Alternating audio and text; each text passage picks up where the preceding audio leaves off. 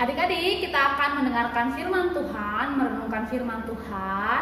Yuk kita baca sama-sama ya, buka Alkitabnya.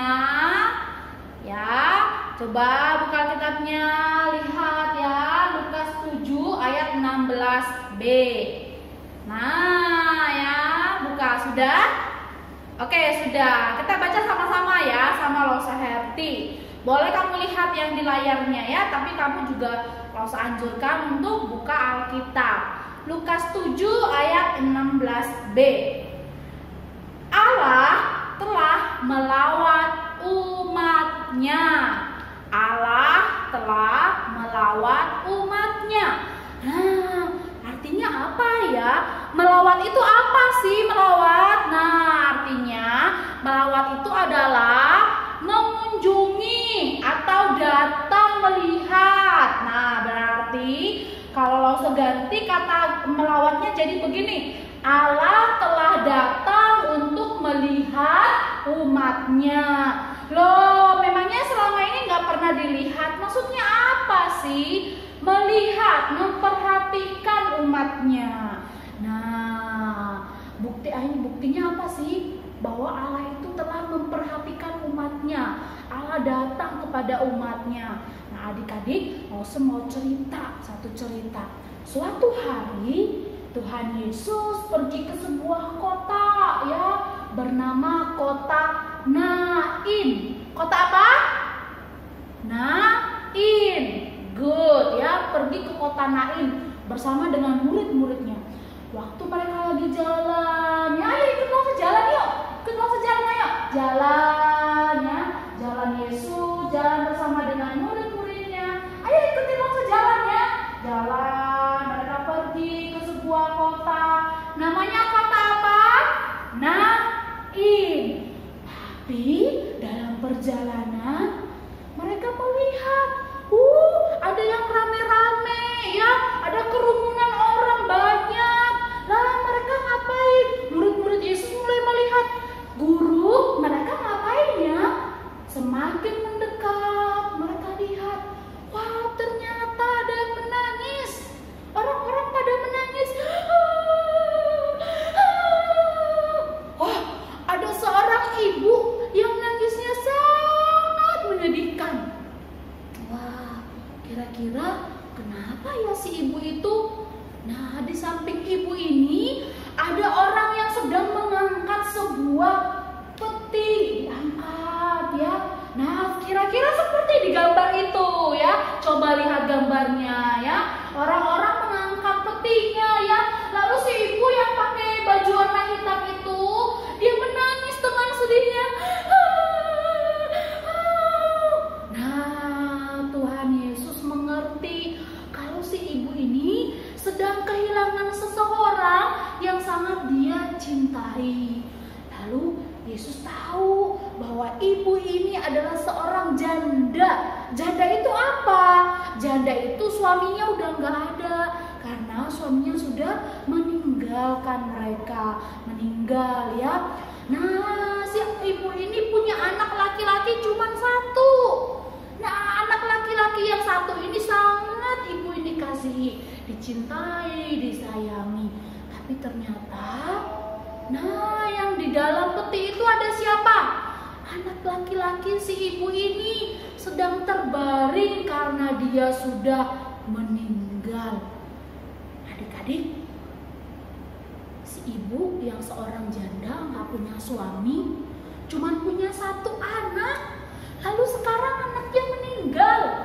Maka itu si ibu ini sangat sedih hatinya. Dia sangat sedih sampai dia menangis terseduh-seduh. Dia menangis, kenapa anakku sampai meninggal? Aku sudah ditinggal suamiku. Kenapa juga anakku harus meninggalkan aku? Lalu siapa yang memberikan aku nanti makan? Siapa yang akan jaga aku? Loh. Kasih makan? Nah, ternyata adik-adik, pada zaman itu ibu-ibu itu nggak boleh kerja, nggak ada ibu-ibu yang bekerja. Yang bekerja itu suami-suami atau bapak-bapak. Kalau sekarang ibu-ibu kita ada yang kerja kan? Bersyukur sama Tuhan. Waktu itu ibu-ibu nggak kerja. Jadi yang kerja itu adalah suami atau anak laki-lakinya. Nah, tapi suaminya sudah tidak ada. Lalu anak laki-lakinya juga sekarang sudah tidak ada. Lalu siapa yang bekerja? Lalu si ibu ini mau makan dari mana? Dia semakin sedih mengingat hal itu. Tapi ya ingat, Tuhan telah datang untuk memperhatikan umatnya atau anaknya. Tuhan Yesus melihat ibu ini. Dia sangat berbelas kasihan. Dia juga sedih melihat ibu ini sedih. Lalu dia mendekat ke peti yang membawa anak itu, ya.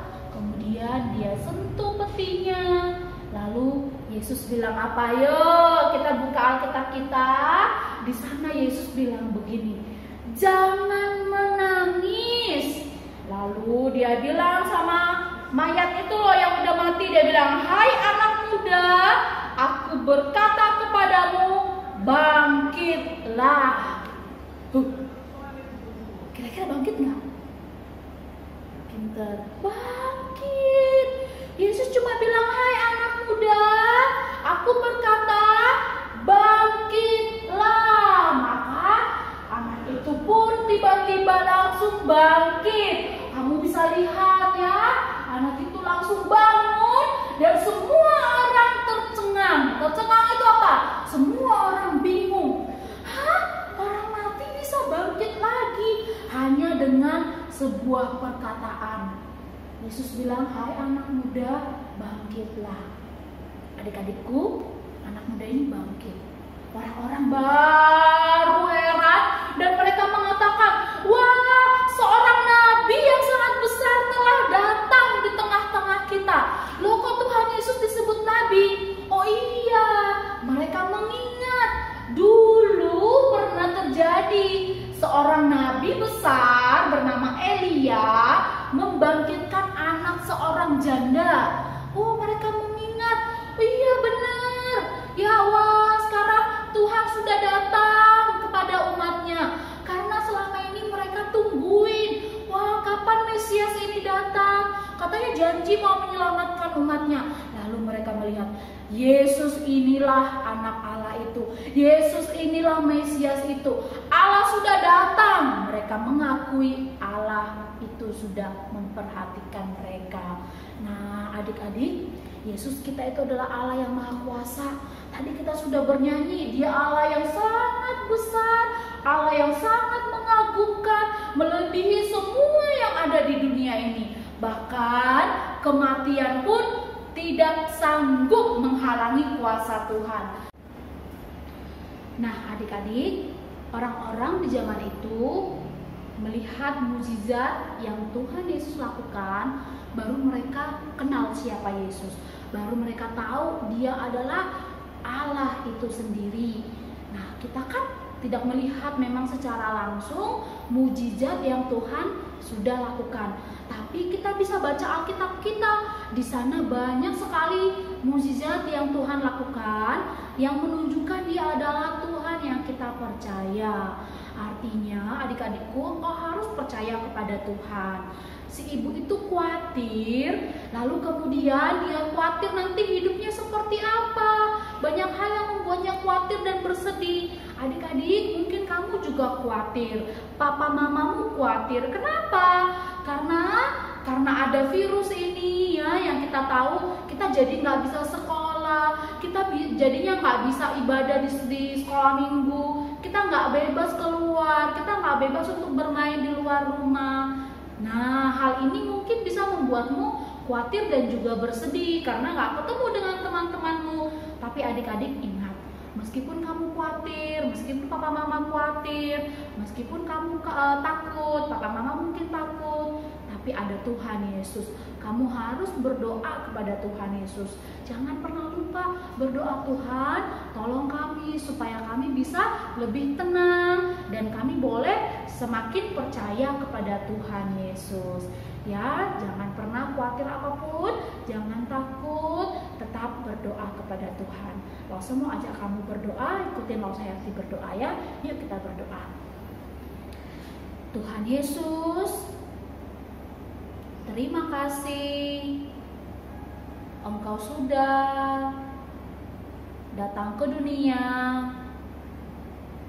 untuk melawat, melihat umat Tuhan.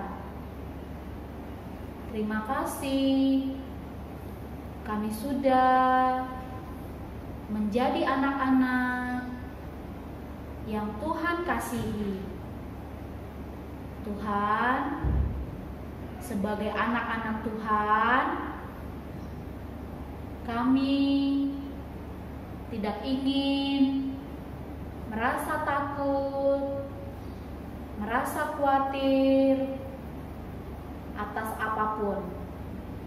Tuhan tolong supaya kami tetap tenang dan tetap percaya kepada Yesus yang Maha Kuasa.